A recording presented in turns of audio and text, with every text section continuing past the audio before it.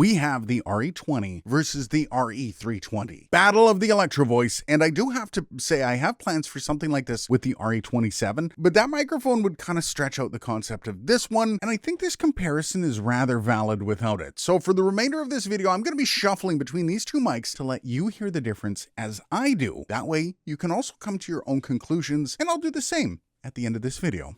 Now, these mics are remarkably similar in almost every physical way outside of color. In fact, the switches down at the bottom are in the exact same spot, though the flat response is on the other side of the 320, so the wiring is obviously going to be a bit different. That said, it would be a fair assumption that the same body is being produced for both. Now, the only other thing that's different is the powder coating on the RE20 includes the grill mesh, where it seems to be uncoated on the 320.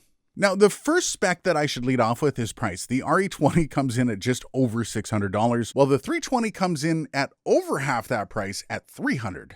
So it's quite the difference between the two. The frequency response is a bit different between them as well, with the RE20 boasting 45 Hz to 18 kHz, and the RE320 coming in at 30 Hz to 18 kHz. Both of these, obviously, when recording with the switch set to flat response, which leads us to these response graphs. Now, you will notice the RE20 has a bit more of a flat response, and the roll-off creating quite the drop-off around 500. And on the 320, there's a bit more emphasis on the upper registers of the microphone, boosting the highs and rolling off that airiness. And of course, we can also talk about how these mics do really differ, and that is with the respective switches. As mentioned, the RE20 with that roll-off around the low end, and the 320 gets it dipping around the 300 to 400 Hertz range, which allows it to work very well as a kick mic drum. A kick mic drum? A kick drum mic. Close enough. So basically separating these mics for what their niche uses might actually be.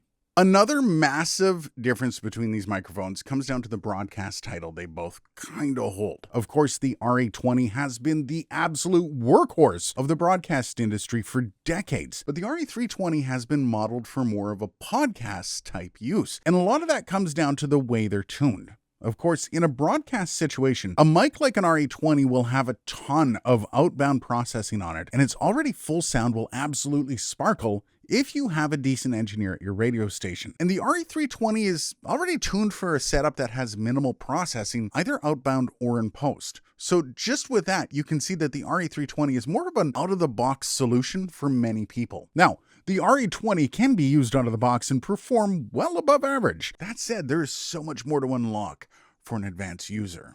This is the off-axis rejection of the RE20. This is me speaking about 4 inches off the front of the capsule. Now I'm speaking about 4 inches off the side of the capsule. And now I'm speaking about 4 inches off the rear of the capsule. Now we're doing the off-axis rejection of the RE320. This is me speaking about 4 inches off the front of the capsule. Now I'm speaking about 4 inches off the side of the microphone. And now I'm speaking about 4 inches off the rear of the capsule.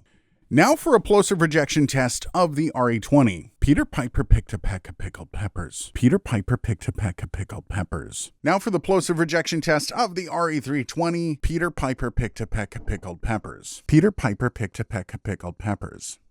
Now for the proximity effect test on the RE20. This is me speaking about 4 inches off the front of the capsule. Now I'm speaking about 1 inch off the front of the capsule. And you'll notice the variable D technology does work, but it doesn't work 100%. There is still going to be proximity effect when you get closer to the microphone. Now for the proximity effect test of the RE320. This is me speaking about 4 inches off the front of the capsule. Now I'm about 1 inch off the front of the capsule. Now let's check out the roll-off on this microphone. Now we have the roll-off engaged on the RE20. And once again, it's not a steep roll-off. It's not super hardcore. However, it starts around 500 Hertz. So it is going to be a decent roll-off on a good amount of my chestiness. So you're not going to hear that. It's going to be a little thinner. What do you think? This is with the roll-off engaged, and this is with the roll-off disengaged. Now let's take a look at the switch on the RE320. This is with the dip in about 300 to 400 to allow for a drum. Now this is with the kind of dip engaged, and I know a lot of people that say, no, I really like this with that dip in there. I don't mind it, but I also I prefer it with the flat response, and I can do more with it in post with a flat response. I don't see a use for this outside of a kick drum unless you really like it. If this is part of your sound, you giver, you do you, you special butterfly. So then, which one should you buy? Put it honestly, these are both great mics. I'll always have a place in my heart for the RE320. It was the first mic that I bought for my studio way back. As for the RE20, just total respect for this workhorse. It may need a bit extra to full on sparkle, but much like the SM7B, you don't hear many complaints from engineers when tasked with using either of those mics. But as for you, and if you're weighing these microphones for purchase, outside of the usual warning about making sure to A/B them with your own voice, it really does just come down to money. Can't or don't want to afford the double price? Well, the RE320, a fantastic mic for its price, and actually a really easy recommendation. But if you do have the money and perhaps you're putting a bit more into your audio with either outbound or post-processing, this RE20 will always be a slam dunk in my eyes. And if you're really into broadcast microphones, you might want to check out this one from Neumann.